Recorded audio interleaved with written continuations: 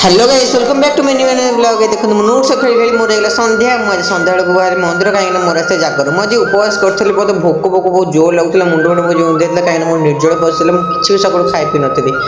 पुणी मंदिर बाहर मंदिर बाटे गली बाटे गला बेलू बहुत ही भिड़ था मुझे बाटे आस्ते आस्ते गाड़ी रखी पार्किंग कर गलु बाटे गला बहुत खावा स्टल पात्र तो लोभ लगुला मुझे कंट्रोल कर गली मंदिर भर कदली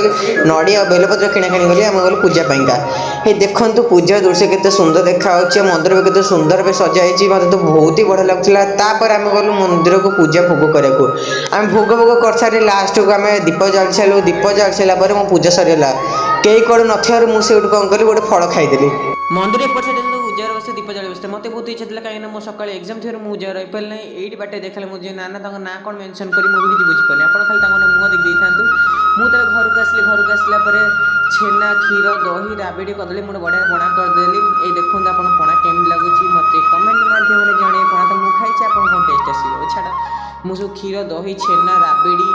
आउे कौन सब तो देखुथी मुझे कौन कहबी राबिड़ी पकईकि के बढ़िया से गोटे स्पेशल पणा करदेली दही भी पकईदेली जो कि बहुत ही टेस्टी था ये भी जागर बढ़िया खाଇବା तो नड़िया पर ये पकईदेली तो से नड़िया तो कोरोना नाला मुझे नड़िया टिक कर काटिदेली